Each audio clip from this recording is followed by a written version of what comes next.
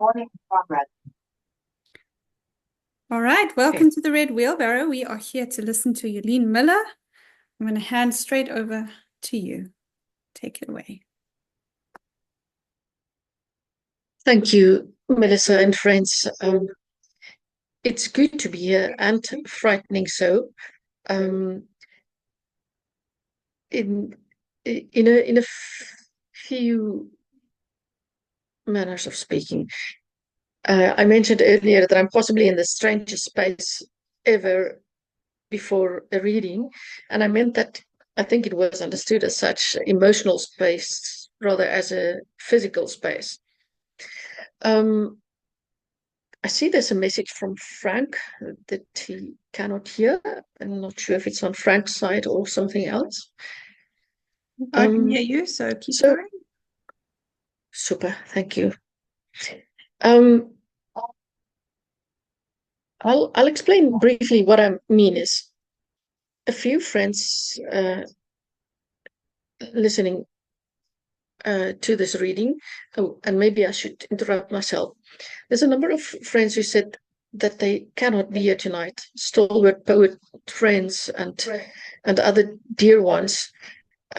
So I thank them for sending a message in advance in support. And yeah, it's good to know that we'll be able to send a link to them later on. Please just give me a second. I think that is going to bother me, but it echoes. Okay, sorry about that. Okay, so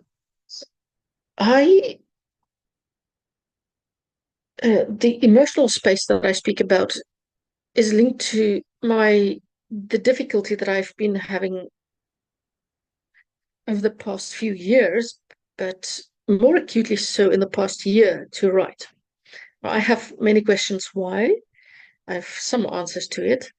And I've been struggling to explore it because it's not only in my writing that I struggle to express myself, it's also in my art making process. So I've analyzed it high and low. And I'm not necessarily gonna give the answers here, but I hope the poems may say something about it. And in the visual work that I do, what happens is I try and ignite it because it's this kind of despondency that I've been having. And Douglas, when you and I first met, you spoke about 10 years during which you did not write. Now, I think I'm in the second or third year now where I really struggle to rock up and write. But it's a very big question in my mind whether I should write and what I should write. So I'm going to start off with a bit of a bomb in the sense that I'm going to go back to a reading. So this is a trigger warning for anybody who doesn't want to hear this poem. I'm going back to a reading that we had on our neighboring poet collective group, Off the Wall, and the unfortunate incident of a robbery. And I do it because I think it's necessary to engage creatively with it that night. I started writing it about 3 months after the attack and only came back to it yesterday, giving it a bit of an edit. So here it is. It is called Reward.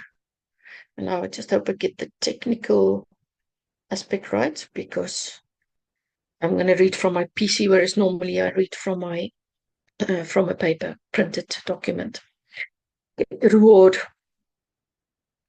You had it coming, he, she, everybody almost said, walking right into it. You got what you deserved, fell on your own sword. Meng jou met die swyne. I think you were destined for greater things once. Before and greater than the gang that sent you to prove your worth at the peril of a few poetically inclined, lily-white yet loath to let go of life liberals. How can I believe any of the truths they rushed to me? that they found you. No more threats or instructions coming from your mouth.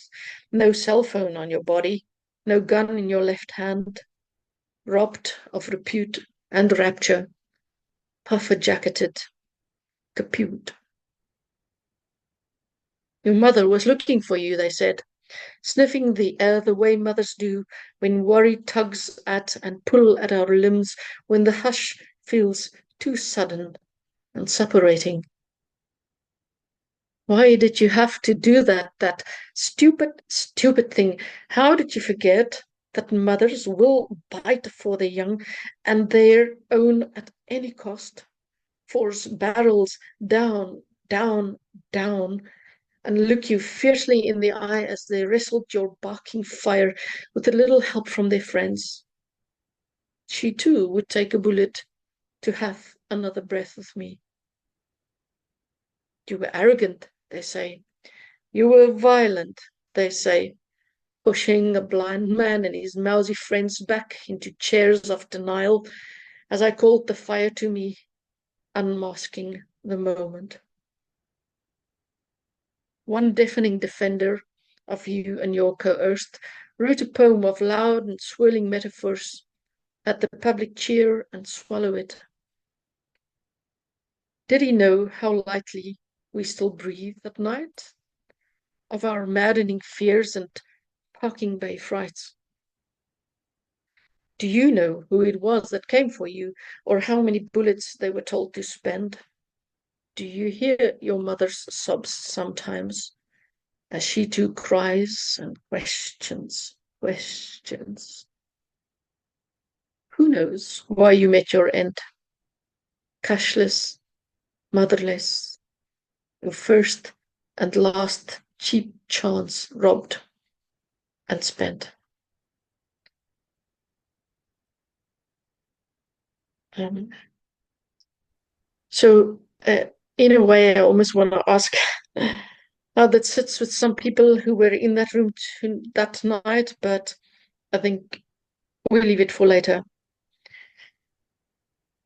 I also want to mention something. It links again, Douglas, with something that you said. It's lovely how I can knock on doors of boyfriends like Douglas and Harry, Beatrice, Julia, Annette. There's a number of friends who I can sometimes go to and just ask. Karen Schimke, it's a dear one. But Douglas mentioned that the moment we write about anything, we fictionalize it. So, in other words, that our poems are fiction. So, why I'm mentioning that is the way I speak about some people in that room, that it's never intended to hurt. It's where I take that moment and precisely the fact that in our analysis of it afterwards, we discovered that we had such different awareness and memory of what exactly went down. And it's a great lesson to me for where we are currently in an unfortunate situation with people who were in that room and who we hold dear, and how difficult it can be to understand each other's versions of life and feeling. But I trust all of us. We're poets, and we will find a way to come back to love and harmony. However soppy that may sound, I stand for that. Okay. The other consequence of saying yes to this reading meant that I forced myself to write new work. I forced myself to tidy up that poem and present it, and to just edit a few new works. So it is in that way that I'm shivering. Ek bibber en beef van bangheid. But I also trust that your hearts are great and that something in the poems do have legs to stand on. And the next poem is a poem I wrote for a friend who died last year, shortly after Poetry McGregor. It's not the one that was very kindly awarded the Hugh Hodge Prize for the Best Afrikaans Poem. It's another one that I only sent to her. A second poem, as I know she would have loved many more poems, but I could give her that second one before she left. It's called Voorts. Voorts, as jy weer kom, pluk ek vir jou songesoende, met die hand grootgemaakte en uitgelate giere uit ons tuin en rangskik ek hulle skraal stengels soos lenige ledemate in koel glase skemawater en kyk en voel ek hoe lieflik eenvoud goedheid eindeloos kan bedoel. En stilwoord skink bekers vol limonade en ons eet wat lemoen terwyl ons soen en ons hak maats en musiek in mekaar en biljare middaglank al hoe liederliker ons golfvader. Kom kelk skemer haar teug en terg ons torring en tem ons roekeloos die sin en some van die brose lewe los en foos. Lemniskaat ons skade weg met alwyn en oorleg, totdat stilte op haar stilste op ons stiller saam. Sorry, I'm going to repeat. Kom kelk skemer, haar teug en terg ons, torring en tem ons roekeloos die sin en some van die brose lewe los en foos. Lemniskaat ons skade weg met alwyn en oorleg, totdat stilte op haar stilste ons stiller saamwees heg. As jy weer kom, hoef ons niks te redigeer nie, teen geen spertyd ons te verweer nie, sal ek betyds my wens vir jou onthou, dat die lewe jou aldag lokkend sal bevrou.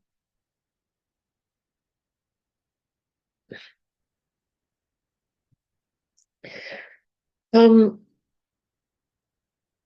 going to choose an English one as the next one. I made a note. Okay, I made a note about this poem. This poem, I've done something that my beloved Estelle will really want to spank me about, and possibly my children, because we made an agreement with each other that we would not use our phones while driving. So I've broken the rule. And Estelle already spanked me a bit for that, because another one of the poems I sent to her, she was my recorder. I sent it to her on a WhatsApp just so that I can get the gist of it down before I had to carry on driving and focusing on the road. And that brings me, Jacques said that we could, that we also speak about our poetic process here. And that's why I thought it fit to mention that. It's often when I'm driving that words come to me.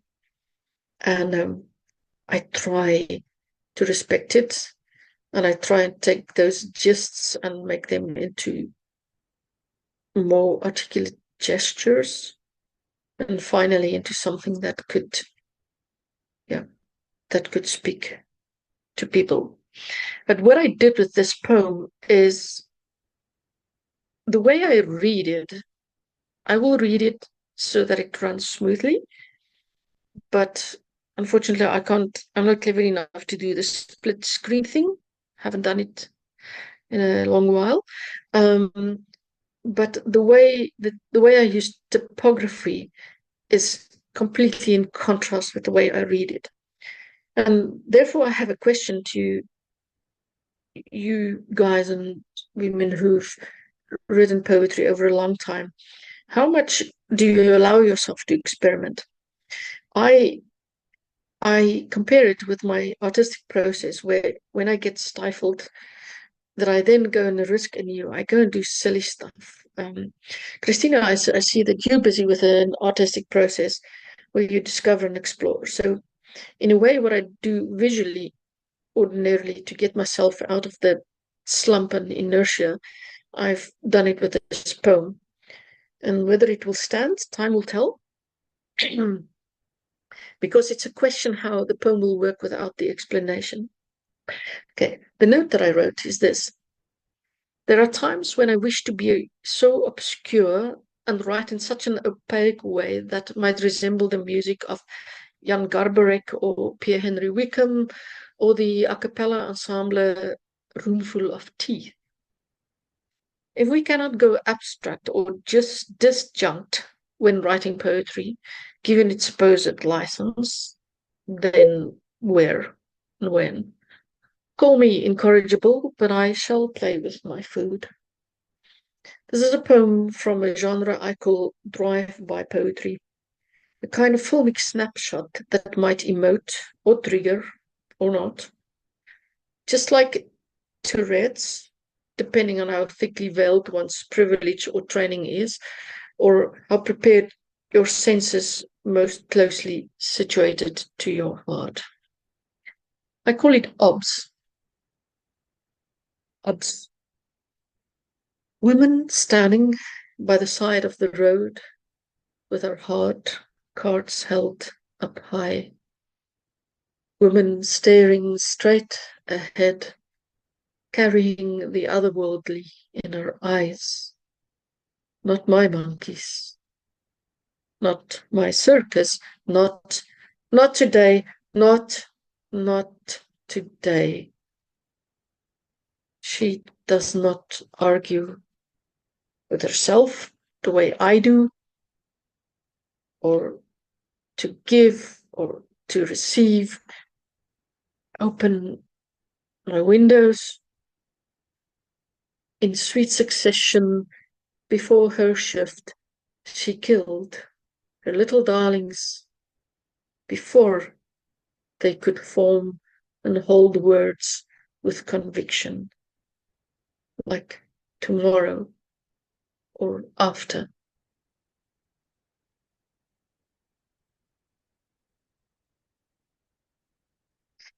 I must say it's in a way quite nerve-wracking. I've explained to Jacques and before that many people before that I prefer live readings where I can see my audience faces and expressions. And because I'm reading from my computer, I've made it not possible to see your faces. So onwards.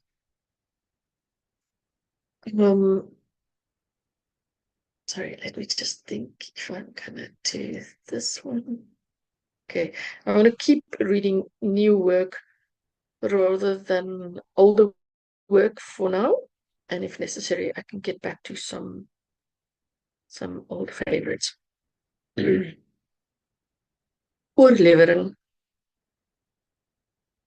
Die 10 kolletjie oogpisters het toe reën gebring, terwyl ek hulle nog aan die Google was. Kom uit, sit neer, geniet jou reën, maan en wens 'n bejaarde vriendin toe die weerlig slaat. Ek het dan nog so, vra ek vinnig, met selfone ook? Ja, dit kom vir alles in die lig. Okay, tata. Binne maak die ou katte ou en nuwe katte nuwe planne. Een in 'n hoek op haar kleinste gekrul, een orent. Een wil dig by my kom lê, verskans deur my molligheid. Ek korsbank toe, voor die venster met die eystertralies, speel 'n oomblik lank met vrees soos toe 'n kind was.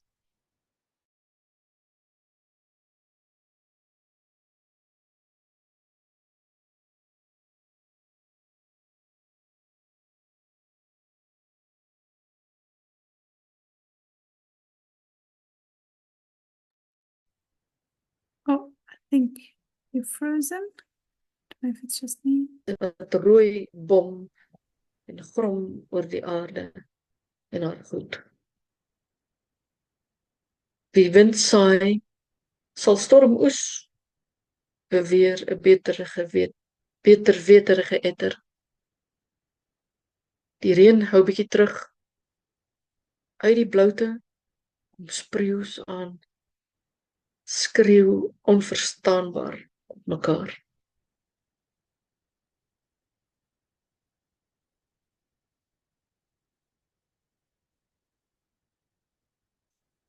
The person in my room is laughing. I think she knows the sound of the starlings. Okay, another new one called extreme mediation. Ja, nee, kyk, 'n mens se ego is mos darm vast aan die draw partykeer. Oornag, so somer in die reëns, kom fok dit 'n hele liewe winter van weerloosheid, van op weerloosheid gedui op. Hoekom nou? Nou weer, vra ek gereeld. Start with one profound thought or sentence. Says who? Says Hemingway. He means writing. I mean war. How to reconcile children raging, and not metaphorically so. Away with you, dear unkind mister, going through 4 wives like sheaves of paper. Is a sentence a thought? And vice versa. I'll ask my ego, dubito ergo cogito ergo ego. Want wie gaan mense dink ek dink is ek? En wat gaan ek dink van hulle dink? Ek wat my soms op die wysheid roem. Wie sou ek die wysgeer noem? Sover ek weet, is of was Lorika se man 'n bemiddelaar. Politieke een daarby, dink ek. Tog is hulle uitmekaar. En meer as tog, skryf hy blykbaar steeds al die jare vir haar songs. Eentonig wys die gewys, maar nou ja, as jy vir die volk skryf, sê ek tongue in the cheek, moet jy seker jouself herkenbaar herhaal en dan maar kritiek verwag, soos dit lankuit en lustig vir jou beste bedoelings diep, diep in die donker gang kom lê. Jy moet jou pak vat. Ek hou nie van die uitdrukking pak vat nie. Pak. Wie sou wat sy ego iets so kom besluit? En wanneer, waar en om watter hoek beïnvloed deur wie se God weet wat 'n gekroek. Many mollycoddled moons ago, a colleague who risked saying during the behind counter babble that he too is moved to writing, that old Thermopylae, asked if I ever drink/use alcohol to assist me when I'm writing. I said, I hardly drink. My people know. Does that help? Helot am I but, obedient, a slave to the utmost, of mainly rhythm, my lilting force multiplier. I am what I write, could anyone have said, but it is Arundhati whose words I'll take to bed and wish to sleep upon. On and on. My triggers can be so personal and deeply suspicious and anti, all 300 of them.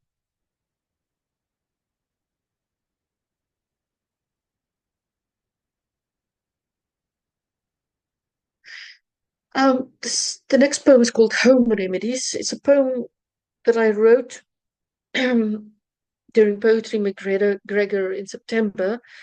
I had themes confused. I admit to living a strange life, a strangely unstructured life. One example is this afternoon I interrupted all else to be able to receive a big load of mulch that was delivered, which I'm very grateful because that means I can get the trees through the onslaught of summer. Why I'm saying this is Harry said he hopes I'll be reading, and I said, oof, I'll have to write a poem because I don't have a poem. And Harry said, I'm sure you have loads in your drawer. And if only you could see my drawer. It's kind of it's a mess of little pieces of paper and scraps, and yeah, I discard some of them every now and again. I try and keep what could possibly matter.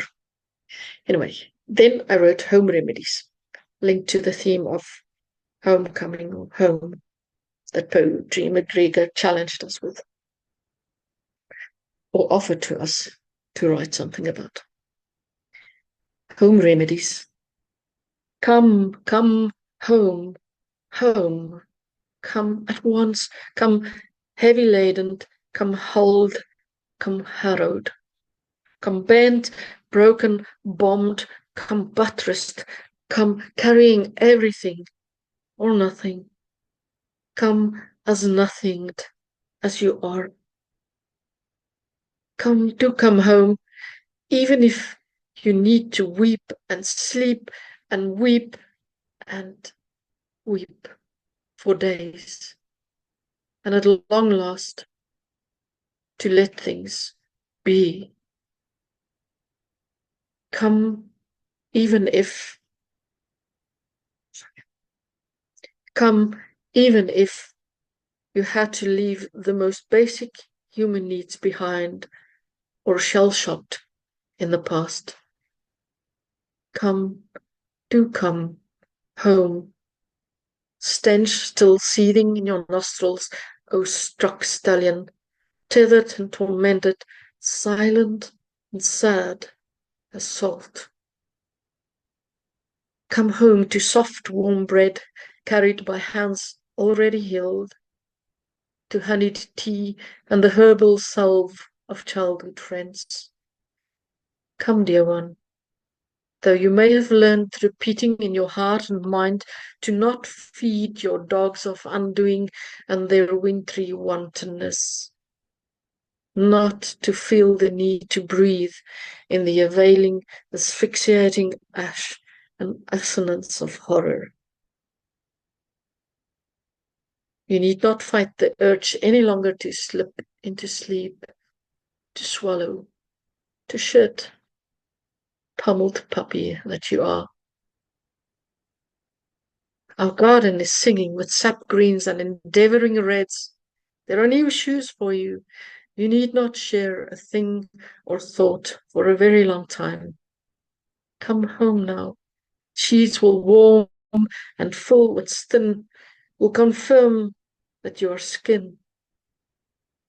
We've planted trees enough to stop your war-long aching to play under sun-loving leaves.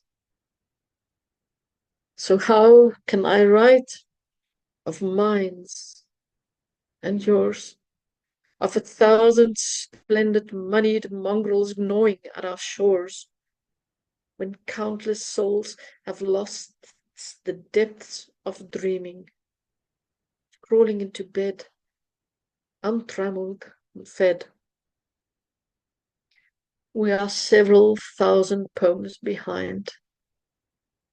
Difficult, this choosing between the right real home remedies for felt and flay, and kin under thread.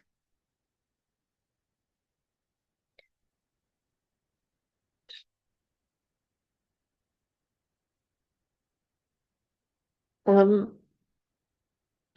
also meant to say that Billy Kennedy wanted me to send him that poem, and I said that I would do so once I've edited. Let's say the first round of edits, so I think eventually it will get to you, Billy. Next poem is called Apparition. There's a Facebook page, that two-edged Facebook sword, that deals with fireflies in South Africa, and they're asking people to partake, to send photos and images and news of fireflies as they come across them in South Africa. And it's quite interesting that about 2 weeks ago, we came across what was identified as Iberian fireflies here in Kliptel whilst we were having a braai. That has, it brought up a lot of questions for me. And then 2 nights ago, again, I saw a firefly. This time, I think, is the endemic one. to the Western Cape. Can't remember its name. But that sparked a memory, and this is the poem that I wrote because of that. Apparition. The last time I saw fireflies, I think 16, 17, tubes, 19 when we counted. Our girls were mere babes, light and slight as our laughter, as we tried and tried again against the oddest of odds to be that which is happy. And we were living by the sea because, you see, breathing there, I thought I would feel freer near the waves. To be. And we would drive for the girls' sake and for ours, because the fire, that thing in itself, and because of winters and our own incessant swinging between finding and losing, loving and shoving, pringling and angling. And Lorena McKennett's old Bonnie Portmore would be playing loudly and drowning out bad dreams because the wind, was howling, and we were hiding and chiding. It was a miracle, those fireflies, in the middle of that inglorious winter.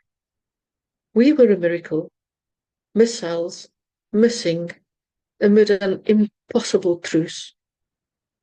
Fake, fake, fake, fake, fake, I cried. Numenon, you vied.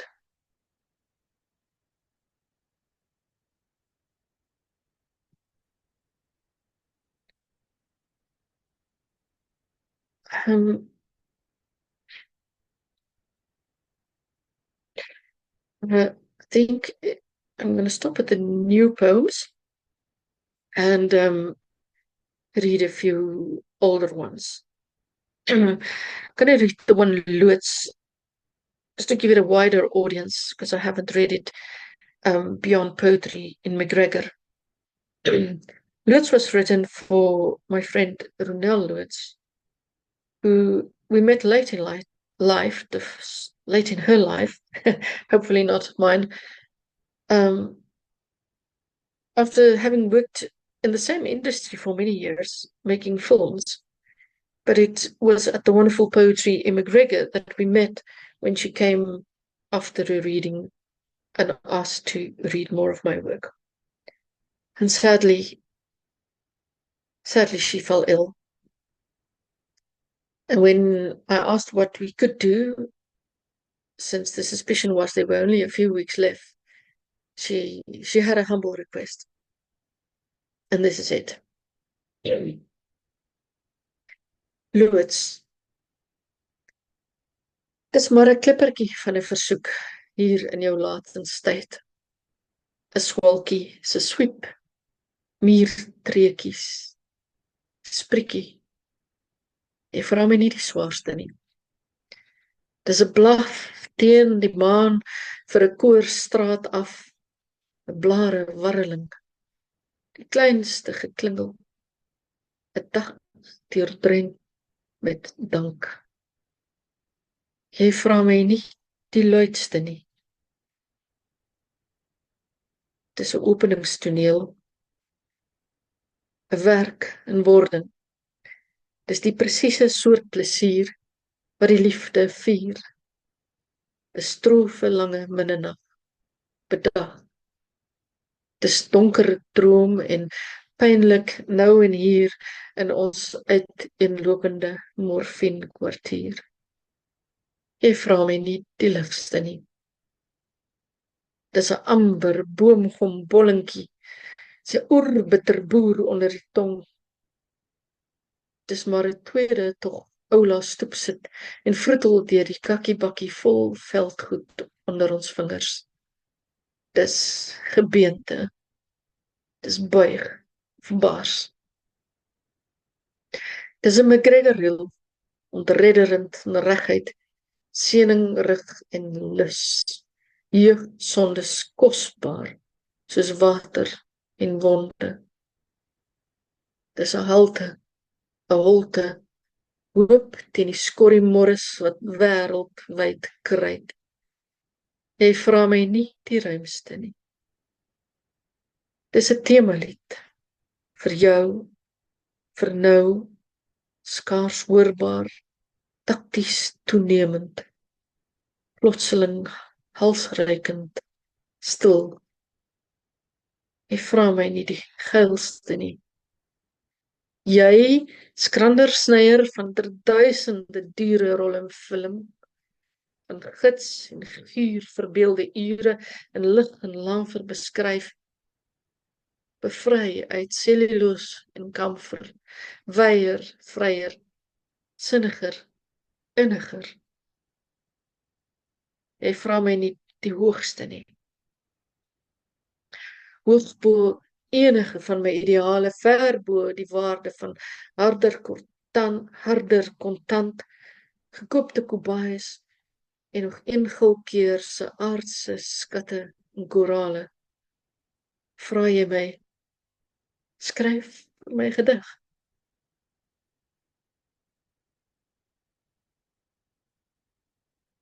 Okay, gonna find my way back to older poems. So it's just a challenge.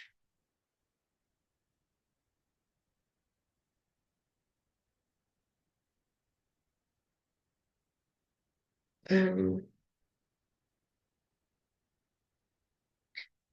to find the poem Sutras. Here it is. This was probably a poem that was a little bit premonitory. Is there a word like that? But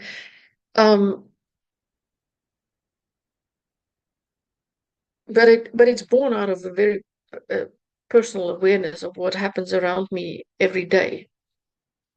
I can literally hear people speak sometimes when they walk past our house. But then I try to put a universal twist to it. And I like the image of those prayer flags that I've never personally seen it, but I've seen photos of it in countries where people try and find a way to make a spiritual world visible to the outside. And I've seen echoes of that again at Timonos during poetry of McGregor. So it's called Sutras. The glyphosate sneeze, we confess and bless, the ill-educated ruckus breaking and entering, the passing trade, pissing and bussing, the mousebirds scrapping, weeds going to seed, wars, woe begone. O great quietude, help us fathom, help us embrace the harvest of foxes and fledglings, the ranking gangsters revving the exhilaration of defiance, the patriarchs pestering the otherisms, piling, kids cut short. O great quietude, help us fathom, help us embrace the epithets planted, the underpaid, the dogged, seedlings in August, most tender, most sublime. O great quietude, help us fathom, help us retrace. I've just remembered that there was a poem that links with this one. It's actually a little haiku that I wrote. For some reason, my daughter's name is at it. We must have been speaking about it. So the haiku goes like this. Only in quiet does one find squawking birds' nests and the way to flight. Just thought that's a nice link to the previous poem. Just need to hunt. Poem.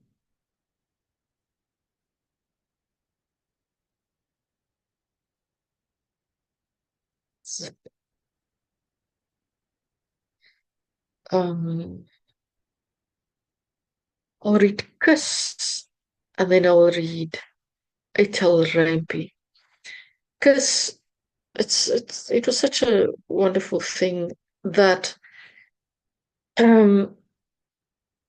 Archie thought it fit to choose Kiss as one of the 10 best poems that he's heard over the past 10 years at Poetry McGregor.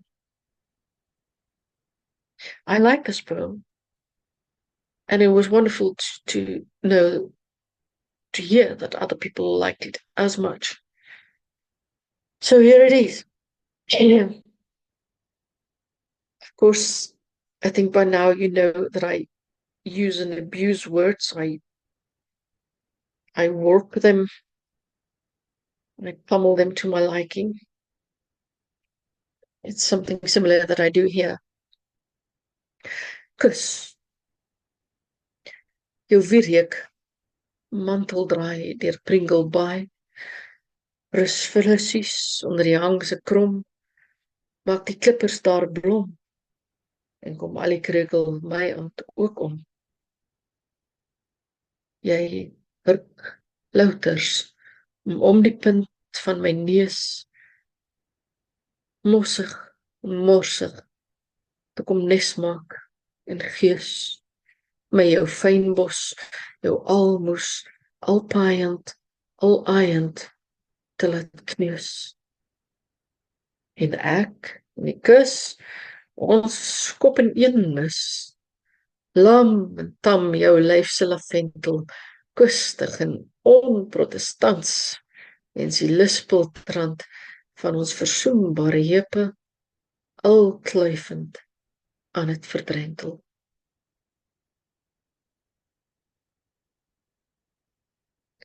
I need to find I Tell Rampy. I did a similar thing in I Tell Rampy. Both Kus and I Tell Rampy are actually old poems. It's just that I haven't given them a lot of airtime. I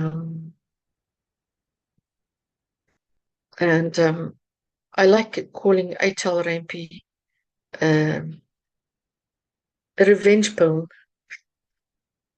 Since poetry allow us to take revenge. Sorry, no, it's not a revenge poem. It's not a revenge poem at all.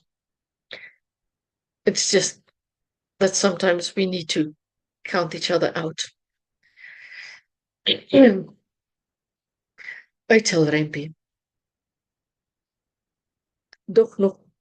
Maybe I should go back. It must be very confusing. I remembered another poem I called Akanta at the time, a thorny poem. So I confused the poems and the lovers. Now, this one's called I Tell Rampy. Ek dog nog, ek vry chickies in die bondel. Toe, bikkies vir bikkies, soetsag siekies, al jander kol, jander tjoef, tjaf, so deur die bos en wielie-walie, val ek af. Sien, ek kry jou lief. Met al jou opgeskote suggesties en gesofistikeerde agterlikheid. My helter-skelter affiniteit vir roes, skroewe, doringdraad en skroot. Jou foneties gesoldeerde Saterdag-kindse uitspraak van Shibbolei en my skor fiksasies by die droesoms van jou voorgevoelige skoot. Die fyn uit ons katel, draaibank en bevonk vaai ek met die vermetele vingers van my intellek en swys met 4 letterwoorde elke sekulêre poes en druk vars aan ons soort se uitverkiesingsleer en skaars geoorloofde plek. Terwyl jy flennies sag sus en spook en in jou drome land en sand hier afgeval en seer gekry, flegmatiese treinspoor van my klikke praat probeer antisipeer en jou hart besweer, voordat jy sekerlik weet, sakke pakke shushu binne toe gis, maar in die meantime beslis weet, ek is tararara boemdery, kompleet sakker vir enige beach, selfs die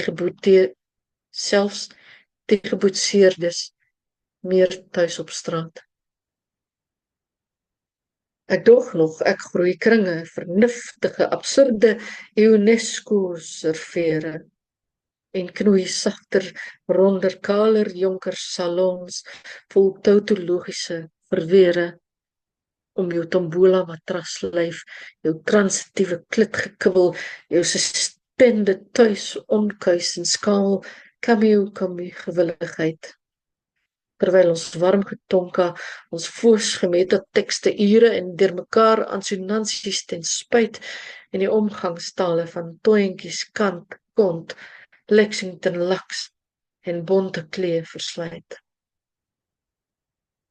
Ek dog nog dat ek mooietjies klief, my lief, maar my stylus word skamperder, lok, tribunaal en stief.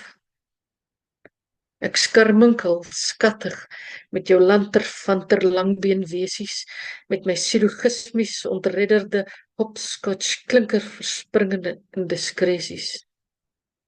Ek kryt jou uit, ruk jou heen en plak jou neer, met my maniese aandagsteurnis, verdromende elke dag se helse min of meer. Ek's klaar gevry, my klein meebos monei. Ek wil en moet en gaan, my ry nou kry ek eenie, meenie, mind nie jou nie, ek skot lawyna, waai na wie ook al een of ander tyd nie wou nie. Ek lak en lik, ek lik en lak jou toe, opgebrief, my agtertandse trippens die pond en hartedief.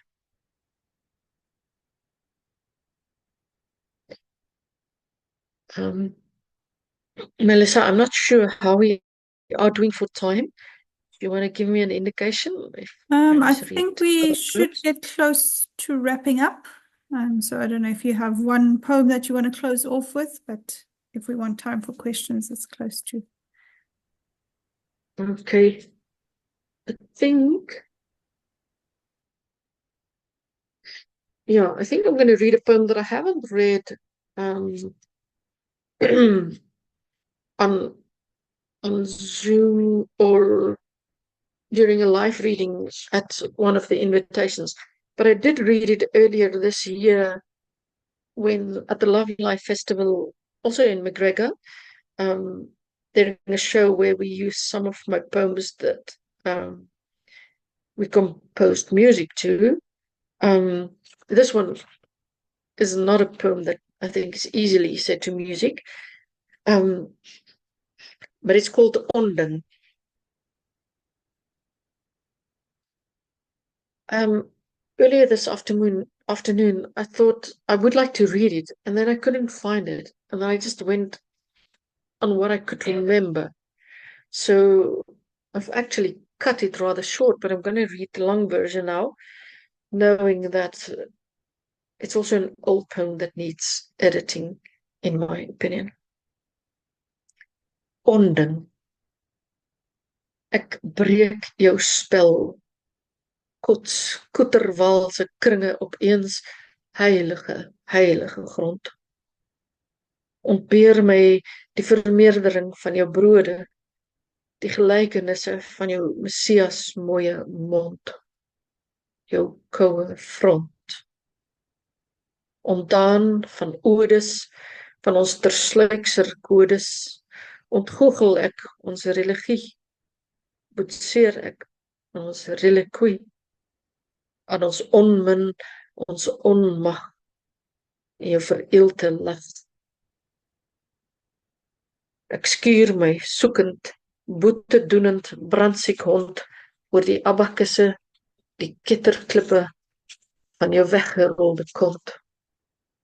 Ek wag, ek betrag, en ek keten alle goed en kwaad in onraad, Pandora box, gemetafoor in oordaad, en vra die nag om te onthou, om jou geheelbeeld nou genadiglik te begin versaf.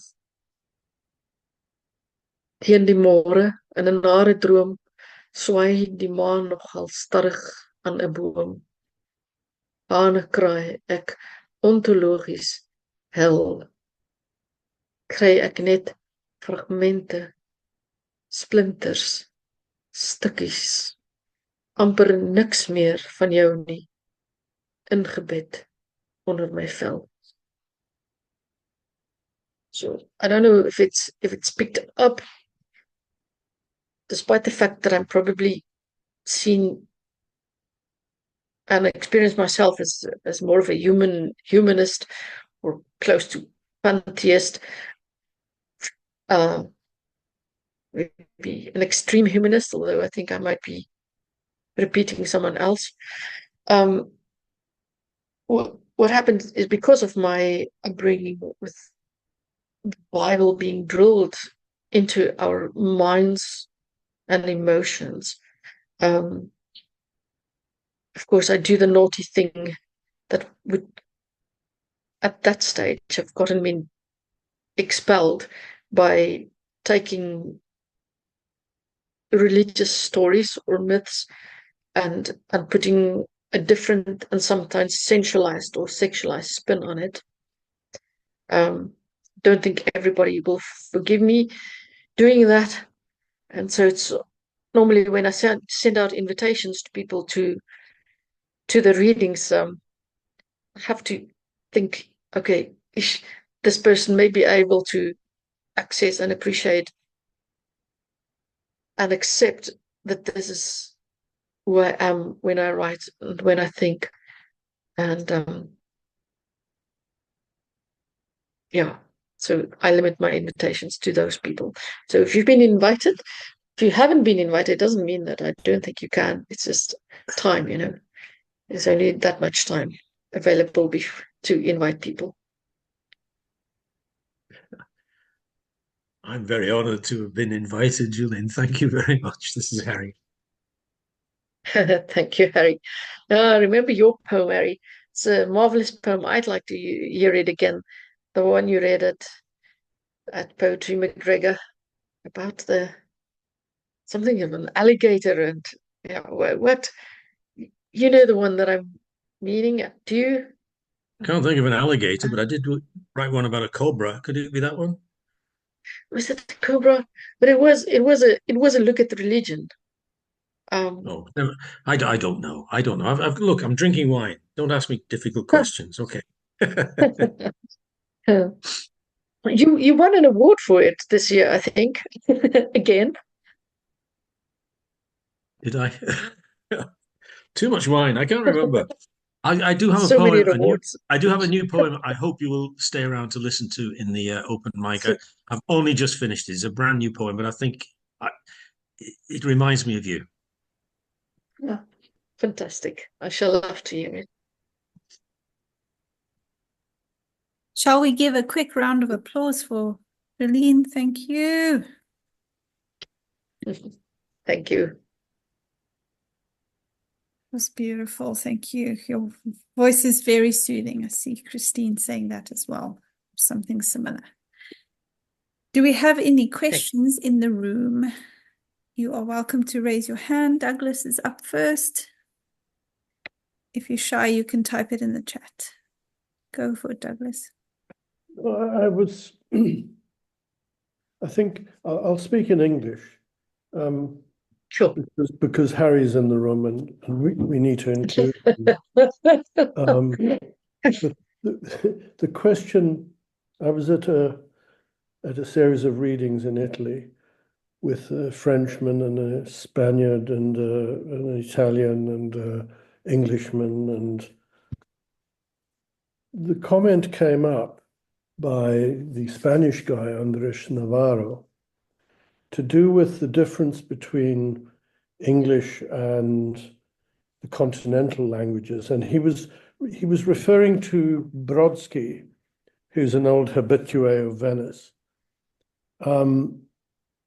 And what I think it was what Brodsky referred to was how when he encountered and learned English, what he discovered was that in the English language, the central character is reason, rationality, the meaning, the actual meaning of the work. Whereas in the continental languages, there's something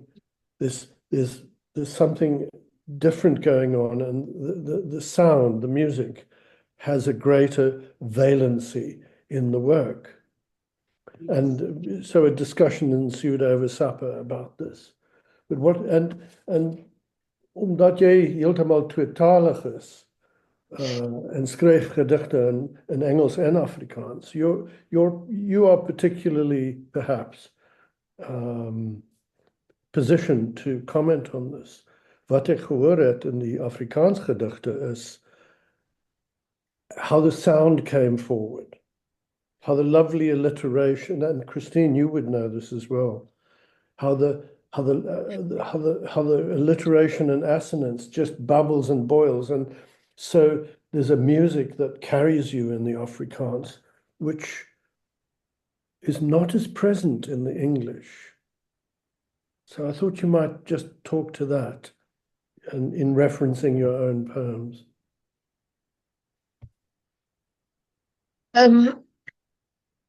Yeah, I think I mentioned in the one poem, one of the new poems, that rhythm, I need to find my own words, but rhythm is my force multiplier.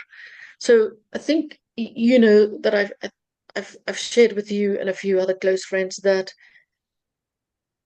I would love to just sing and plant trees and earn my life, my living from that. And you gave me a rather fatherly yaw, wouldn't we all? But it's still my dream. Mens moet droom. So yeah, the music, yeah, I love music, and I suppose that comes through along with the playfulness and the joy that it can give me and how I can express myself. Even when writing the poem, for me, that's an intellectual process. And making art is an intellectual process, although some people will consider it a sensory process. But it's only really once I perform, so sing or read or act, that I feel alive. And that I feel, okay, now I'm playing with what could potentially be my native gift. And I suppose I allow myself a little bit more of a risk when I write in Afrikaans, because yes, it's my mother tongue. And I suffer from that chip on the shoulder that many Afrikaans speaking people do in case something that I do in English is seen as an error. And I'm sure that occurs. That's why, yes, I sometimes call upon English-speaking friends or bilingual friends. Please help me here. Is it, dare I say it this way? Yes, I'm now wrangling it into a different form if I do this with the language, and Oscar Wilde comes to mind. In the sense of his last line when he speaks about the nations of Britain as and the English is a race of self-made men, thereby alleviating God Almighty of the awesome responsibility. So I tread carefully what I do with the English language. I don't as easily mess with it the way I mess with my mother tongue. There's another poem that that I could potentially read if there's time left, or maybe I'll read it in the second half, where I speak about what could potentially happen if I were to lose my mother tongue, because it's always a conscious choice. Well, not it happens unconsciously that I start writing a poem, and then I think, okay, English or Afrikaans, what will work with this poem? So sometimes the theme dictates as well where I go with it and in what language I go with it. Does that answer you? Can I just respond to Douglas's accusation, which was quite right, of course. I'm not an Afrikaans speaker, but I have to say, when I listen to you read in Afrikaans, I can hear the music. I am aware of the music. I may not understand every word, but the music of your poetry persists, and I really love that. Thank you. Thank you, Harry. Yeah, I empathize with you in the sense that, yeah, I understand what it's like not having a better grasp of a language. I can coincidentally speak some German, French, and Dutch as well. But it's the nuances, and even so, I suppose if one has a poetic ear like you, Harry, then one could pick it up, even if it's a complete different language. I mean, in fact, it reminds of that one exercise that Möller sometimes give people to write a poem that consists in part of words that would not exist in the language in which you are writing it. And I had great fun writing that one. Yeah, coming up with words that could present as real. And the very funny thing that happened is when I read it, one of the English-speaking people said she thought this was a made-up word as well. I can't remember what the word was. So it's something to do with plants. But yeah, she thought it was an imagined word as well, but it was actually from the English language. So yeah, I suppose that's what we do as poets. We sometimes, for the sheer exhilaration and arrogance of it, we see how far we can mess with words. I've got a hand up from Jacques. Jacques, do you want to ask something? Juhléne, I love that reading, and I love the way you you quarrel with yourself or interrogate yourself in your poems, and that we can do this so that we don't become raging children. I'm interested in the thing that you do with nursery rhymes, with Afrikaans rhymes. You take them and you use them, as you say, and you abuse them. You give them, you give them other slants, other meanings. I don't know if it's not so much a question. I wonder if there's something you want to say about how your poems make us fall in love with language and with sound. There's a kind of, I don't want to, seduction is the wrong word, but it's as you're casting a spell that makes us fall in love with language. It's a very unusual and particular thing that you do. Is it just a self-delighting thing? What is going on there for you? Thanks for asking, Jacques. As you speak, a few things came to mind. So I used to, if I would look up a word in the dictionary, then I would keep reading this word and that one and that one, and that jumps to that and that. Lately, I'm lazy. I tend to do it on the computer dictionary. But I have a vast collection of dictionaries, probably about 50. So in a way, it's that I am in love with words. And so the dictionaries range from different languages to different subjects. So it is something that entices me. I think also yesterday I realized something, because I had to ask myself this question, thinking about what Arundhati said. She is what she writes. That was in one interview. I'm sure she has different stances at other times in her life. But I had to ask myself the question, why did I start writing? Because I did not at first write poems at school as other kids do. In some of my essays were sent in unpublished, but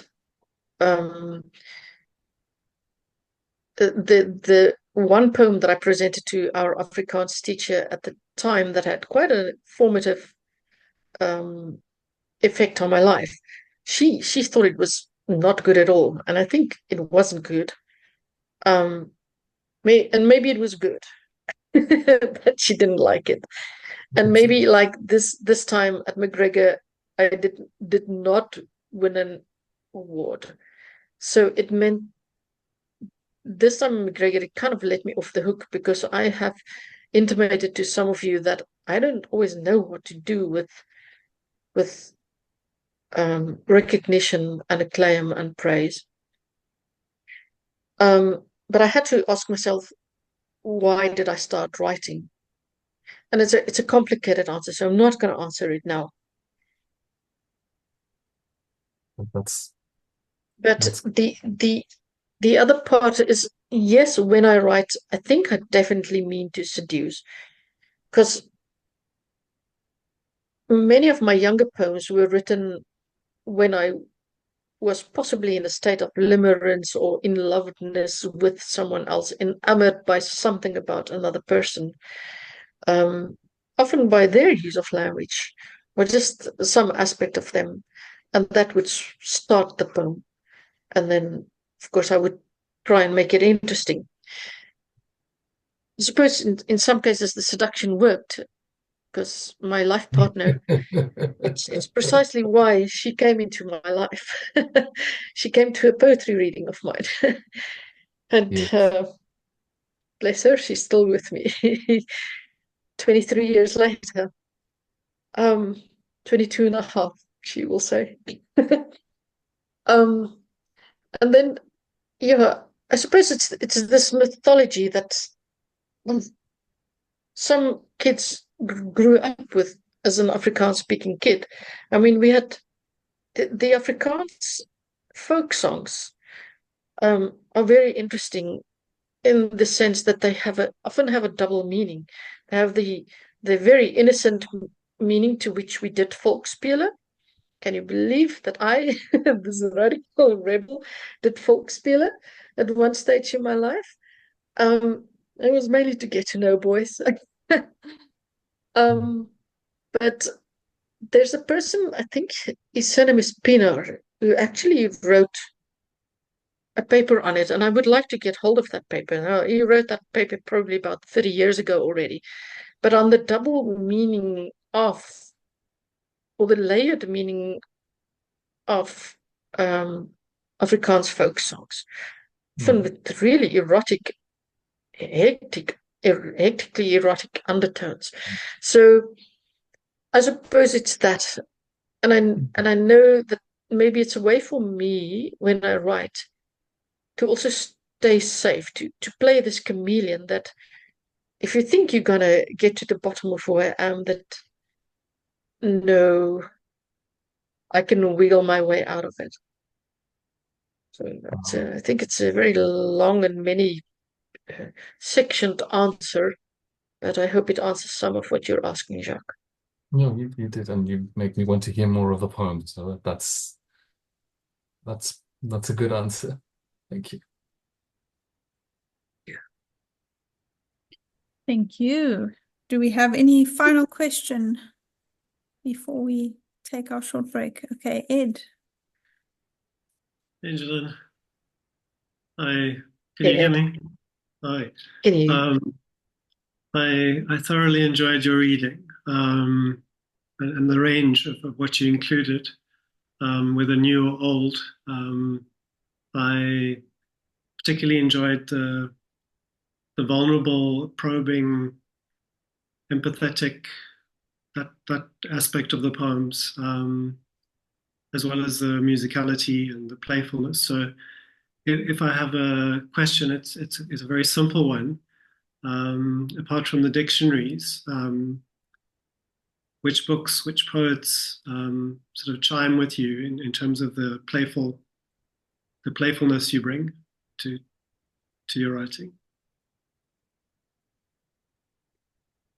Or are there particular? I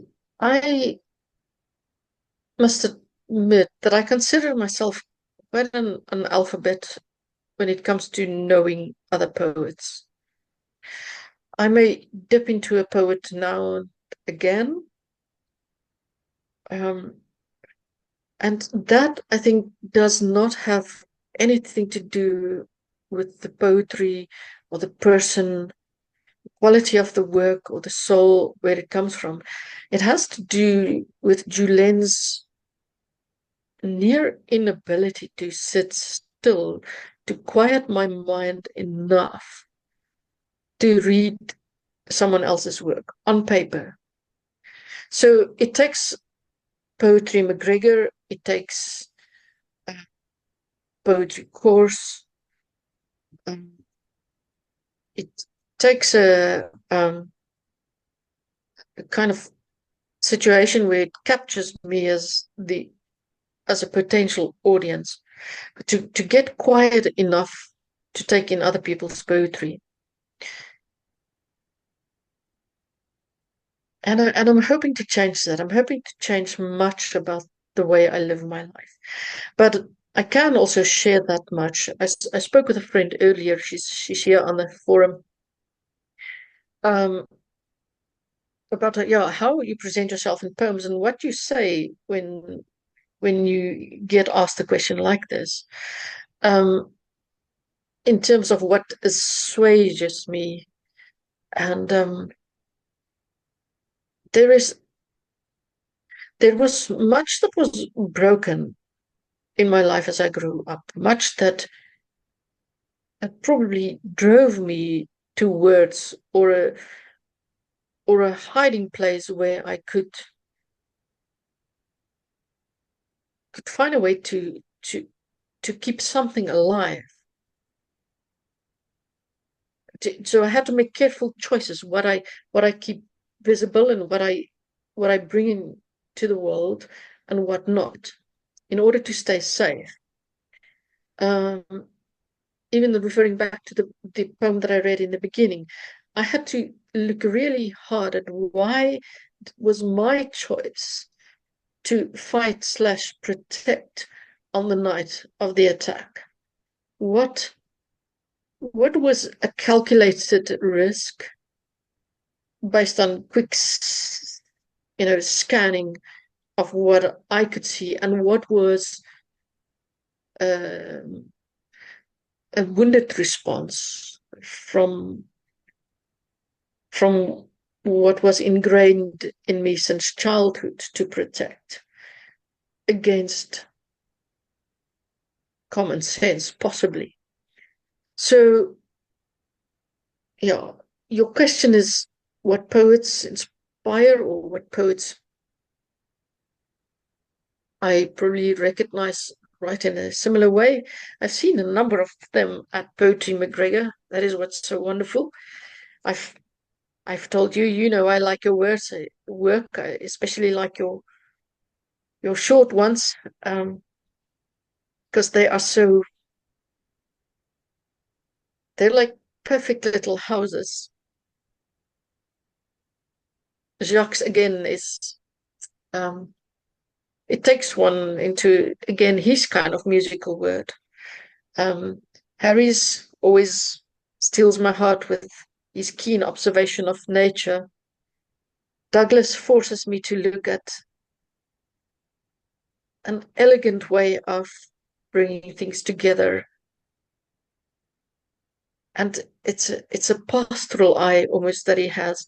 but he has such an elegant way of saying it that it's no longer field, but it's a mind field. So I suppose, yeah, many more, but I would say I know Wilma Stockenstrom had an effect. I know Marlene van Nicker had an effect. Mary Oliver, Elizabeth Bishop. Yeah, and then of course the things we were fed at school. Something must have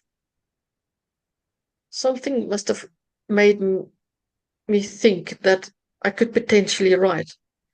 I mean, I only really wrote the first poem when I was at varsity, and there was an organization called the Inklings at the University of Pretoria.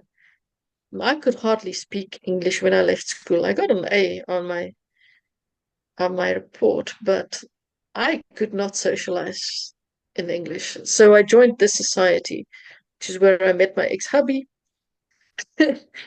And he was friends with my one English lecturer. But so at the Inklings, we did different productions, little stage productions of old plays and interesting stuff. That's where I met my husband. He came to help with the directing. And we had an annual publication where we were invited to present poems. And it was only there in the presence of those friends that I started